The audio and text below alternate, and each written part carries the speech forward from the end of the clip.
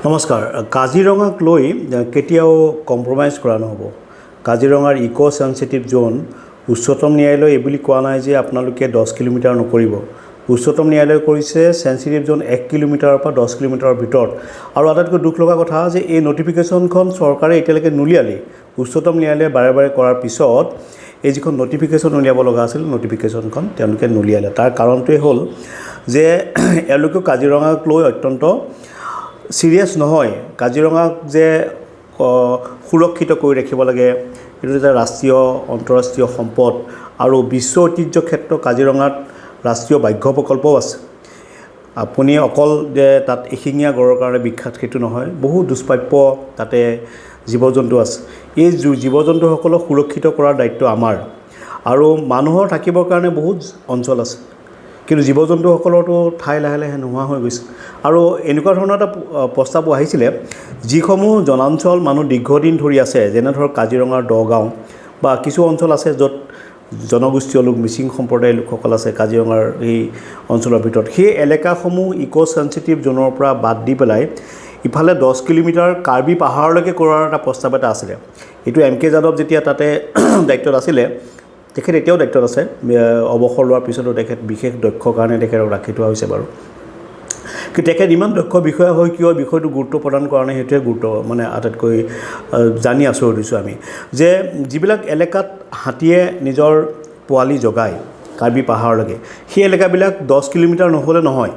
আৰু যেতিয়া বানপানীৰ সময় হয় তেতিয়া কাজিৰঙাৰ ওখ ঠাই নথকাৰ বাবে জীৱ জন্তুবিলাক কাৰ্বি আংলঙৰ ফালে বা 10 কিলোমিটাৰ দূৰৰ ফালে গুচি যায়। আৰু সেইকাৰণে ইক' চেনচিটিভ জ'নটো লাগে। মুখ্যমন্ত্ৰী মহোদয়ে আজি সংবাদমেলত যিকেইটা কথা কৈছে সেইকেইটা অৰ্ধসত্য কথা। তেওঁ উচ্চতম ন্যায়ালয়ে দোহাই দি পেলাই কৈছে যে উচ্চতম ন্যায়ালয়ে এনেকৈ কৈছে, গোচৰ চলি আছে। আচলতে গোটেই বিষয়টো যে কাজিৰঙাৰ সমীপৱৰ্তী লোকসকলেও বিচাৰে যে কাজিৰঙাখন 10 কিলোমিটাৰলৈকে ইক' চেনচিটিভ জ'ন হ'ব লাগে। তাতে নুমলীগড় ৰিফাইনাৰীত কোনো ধৰণৰ প্ৰভাৱ নপৰে। সেই কথা ইতিমধ্যে কেইবাজনো পৰিৱেশ বিজ্ঞানৰ লগত জড়িত বা কাজিৰঙাক ভাল পোৱা, প্ৰকৃতিক ভাল পোৱা অপূৰ্ব বল্লভ গোস্বামীকে ধৰি কেইবাজনো, উত্তম শইকীয়া, বহুত গোচৰ তৰিছে উচ্চতম ন্যায়ালয়ত। নেশ্যনেল গ্ৰীণ ট্ৰিবিউনেলত ইতিমধ্যে গোচৰ ৰুজু হৈ আছে। বিষয়বিলাক অতি গুৰুত্বপূৰ্ণ, কিন্তু মুখ্যমন্ত্ৰী মহোদয়ে ব্যৱসায়িক স্বাৰ্থত কাৰোবাৰ লাভ হ'বৰ বাবে শিলৰ কুঁৱৰী, দৌলমৰাৰ শিলৰ খনন পুনৰ কৰিবৰ বাবে আচলতে 1 কিলোমিটাৰ পৰিসৰ কৰিব বিচাৰিছে নেকি, সেই কথাবিলাক চৰ্চালৈ আহিছে। বাণী গ্ৰীণ ৰিজৰ্ট সুৰক্ষিত কৰিবৰ কাৰণে, মন্ত্ৰী কেশৱ মহন্তৰ চাহ বাগিচা ৰিজৰ্ট সুৰক্ষিত কৰিবৰ বাবে, বিধায়কসকলৰ ৰিজৰ্ট সুৰক্ষিত কৰিবৰ বাবে আচলতে ইক' চেনচিটিভ জ'নটো তেওঁলোকে কমাব বিচাৰিছে নেকি, এই প্ৰশ্নবিলাক আহিব। আমি খুব মনোযোগেৰে এই কথাবিলাক চাই আছোঁ। এনেকুৱা কথা নহয় যে সকলো কথা এজন মানুহেই জানে, মুখ্যমন্ত্ৰীয়ে সকলো কথা জানে, তেনেকুৱা কথা নহয়। আমিও পৰিৱেশ বিজ্ঞানৰ বিষয়ে আমিও পঢ়া শুনা কৰোঁ আৰু আমাৰ এটা দায়িত্ব আছে। আমি দীৰ্ঘদিন ধৰি অসমৰ জাতীয় চিন্তা চৰ্চাসমূহৰ লগত মাত মাতি আহিছোঁ, দীৰ্ঘদিন ধৰি সাংবাদিকতা কৰিছোঁ, ছাত্ৰ আন্দোলনৰ লগত জড়িত হৈ আছোঁ আৰু কেতিয়াও ৰাজনীতি কৰিছোঁ বুলি কেতিয়াও কম্প্ৰমাইজ কৰা নাই। কিন্তু প্ৰকৃত কথাবিলাক আমি মাতিমেই। আমাৰ ইয়াত কাজিৰঙা 10 কিলোমিটাৰলৈকে যদি ইক' চেনচিটিভ জ'ন হয়, তেনেকুৱা এটা প্ৰস্তাৱ আছিলে। এইটো একেটা জানিব MK যাদৱে যে কোনবিলাক এৰিয়াক বাদ দি পেলাই 10 কিলোমিটাৰলৈকে কোনবিলাক পৰিসৰ লোৱা হয়। আৰু খুব দুখ লগা কথাটো হৈছে যে ইক' চেনচিটিভ জ'ন এতিয়ালৈকে কৰা হোৱা নাই কিয়। আটাইতকৈ দুখ লগা কথা সেইটোৱেই যে ৱাইল্ড লাইফ যিখন ব'ৰ্ড অসমত গঠন কৰিব লগা হৈছে, এইখন ইতিমধ্যে কিছুদিন পূৰ্বে গঠন কৰিছে। মুখ্যমন্ত্ৰী হিমন্ত বিশ্ব শৰ্মা তাৰ চেয়াৰমেন হৈছে, জয়ন্ত মল্ল বৰুৱা পৰিৱেশ মন্ত্ৰী তেওঁ ভাইচ চেয়াৰমেন হৈছে, আৰু কিছু লোকক, কেইবাজনো বিধায়ক যেনে ঋষিৰাজ হাজৰিকা, ভিক্টৰ কুমাৰ দাস, মিলন দাস, এই বিধায়কসকলক তাৰে সদস্য কৰা হৈছে।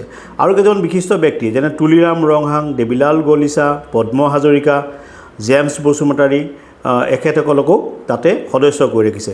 এটা অৱশ্যে তেওঁ ভাল মানুহৰ দুজন মানুহৰ নামো মই দেখিছোঁ, পূৰ্ণিমা দেৱী বৰ্মন, তেওঁ বিশিষ্ট পক্ষী সংৰক্ষণবিদ, তেখেতৰ নাম আছে, কৌশিক বৰুৱাৰ নাম আছে।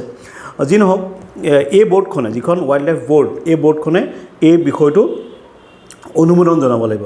অনুমোদন যোৱাৰ পিছত ৰাষ্ট্ৰীয় ৱাইল্ড লাইফ ব'ৰ্ডলৈ যাব, য'ত প্ৰধানমন্ত্ৰী নিজেই অধ্যক্ষ, আৰু তাৰ পিছত 1 কিলোমিটাৰলৈ হ্ৰাস কৰাৰ কথাটো তেওঁলোকে এপ্ৰুভেল দিব। কিন্তু আমি ইয়াৰ সম্পূৰ্ণৰূপে বিৰোধিতা কৰিছোঁ।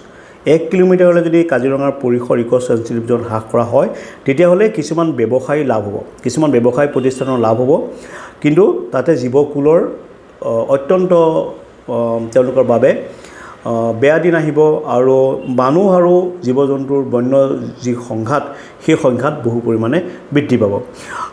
আজি একাংশ ব্যৱসায়িক মাফিয়াৰ দ্বাৰা কাজিৰঙাত ধৰ্ণা দিয়া হৈছে, কংগ্ৰেছৰ বিৰুদ্ধেও ধৰ্ণা দিছে দেখিছোঁ। সেইসকলে কি বুজি পাইছে নাজানো বা কোনে তেওঁলোকক এই কাম কৰোৱাইছে সেই কথাও আমি ভালকৈ গম পোৱা নাই।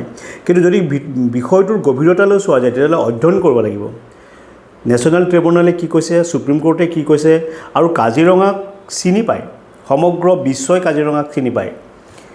আপুনি গুগল চাৰ্চ কৰিলে কাজিৰঙাক ইমান তৎক্ষণাত পোৱা যায়, কাজিৰঙা ডিটেইলছ পোৱা যায়, কাৰণ কাজিৰঙা সন্দৰ্ভত আন্তঃৰাষ্ট্ৰীয় পৰ্যায়ত সমগ্ৰ বিশ্বত কাজিৰঙাক মানুহে ভাল পায় আৰু কাজিৰঙা সংৰক্ষিত হৈ থকাটো বিচাৰে।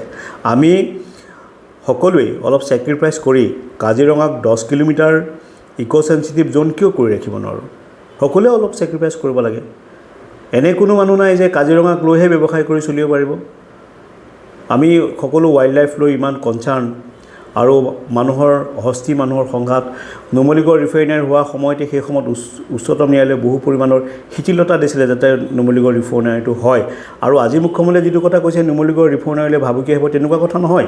নুমলীগড় ৰিফাইনাৰী পৰিসৰ বৃদ্ধি কৰিবৰ বাবে যিবিলাক প্ৰস্তাৱ দিছিলে তাতো কেন্দ্ৰীয় বন আৰু পৰিৱেশ দপ্তৰৰ তৰফৰ পৰা কিছু বাধ্যবাধকতা ৰাখিবলৈ তেওঁলোকক পাৰ্মিশ্যন দিছে। কিন্তু কথাটো হ'ল যে উন্নয়নৰ স্বাৰ্থত আমি পৰিৱেশ ধ্বংস কৰিম নেকি? এই প্ৰশ্নটো আমি সকলোৱে চাব লাগিব। উন্নয়ন কি উন্নয়ন? যে ব্যক্তিগত উন্নয়ন।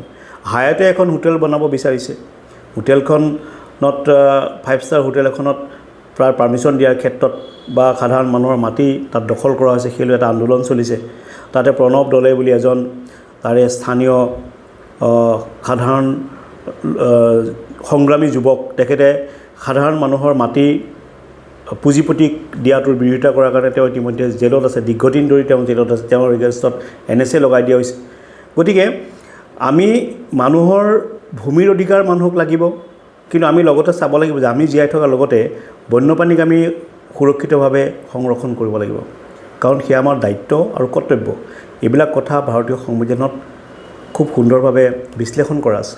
আমি কেৱল নিজৰ স্বাৰ্থ যদি চাওঁ, নিজৰ দায়িত্ব আৰু কৰ্তব্য যদি পালন নকৰোঁ, তেতিয়াহ'লে পৰিৱেশ যদি সদায় আমি ধ্বংস কৰি ৰাখোঁ, আজি উজনি অসমত কি অৱস্থা হৈছে সকলোৱে দেখিছে যে দিখৌ নৈৰ বুকু উদং কৰি দিয়াৰ কাৰণে শিল খনন কৰে, আৰু সেইসকল যিসকল মাফিয়াৰ নাম ইতিমধ্যে উচ্চাৰিত হৈছে, সেই মাফিয়াসকলৰ বিৰুদ্ধে কোনো ধৰণৰ ব্যৱস্থা এতিয়া মুখ্যমন্ত্ৰীয়ে গ্ৰহণ কৰিব পৰা নাইকিয়া।